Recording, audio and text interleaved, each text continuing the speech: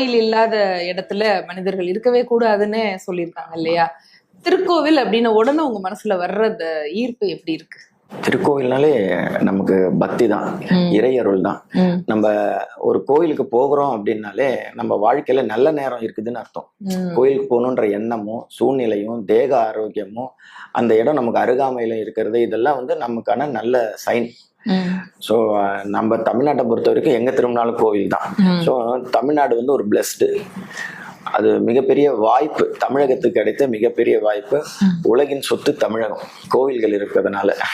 So நம்ம முடிஞ்ச அளவுக்கு நம்ம முன்னோர்கள் கொடுத்ததை நம்ம ஆமா பராமரிச்சோம்னா ரொம்ப மகிழ்ச்சி. அதுதான் நம்ம தேசத்துக்கு செய்யக்கூடிய மிகப்பெரிய பணியா இருக்கும். நீங்க பார்த்து வியந்த திருக்கோவில்னா எந்த திருக்கோவில் சொல்லுவீங்க? இங்கேருந்து ஒரு விழுப்புரத்துக்கிட்ட ஒரு கோவில் இருக்கு. அந்த கோவில் வந்து சிவபெருமான் வந்து பசுக்களுக்கு கொம்பு கொடுத்தாருன்னு இருக்கு. நம்ம வந்து ஜல்லிக்கட்டு ஆர்ப்பாட்டத்திறப்ப அங்க கோவில் போய் தரிசனம் பார்த்தோம், அப்ப தெரிஞ்சது. இப்ப ஜல்லிக்கட்டு ஆர்ப்பாட்டம் எல்லாம் நம்ம பாக்குறோம்னா சிவபெருமான் வந்து பசுக்களுக்கு கொம்பு கொடுத்தாருன்ற கோவில் தமிழர்கள் எல்லாருக்கும் தெரிஞ்சிருக்கணும்ல. அது அது வந்து நம்ம பாரம்பரியத்தை பறைசாற்றும் கோவில் அல்லவா.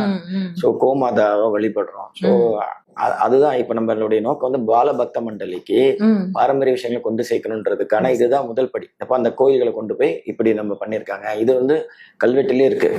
இதே பிரிங்கி முனிவர் தான் அங்கேயே வந்திருக்காரு. சோ இதெல்லாம் வந்து நம்ம குழந்தைகளுக்கு பாஸ் ஆன் பண்ணணும். இது ரொம்ப ரொம்ப முக்கியமானது.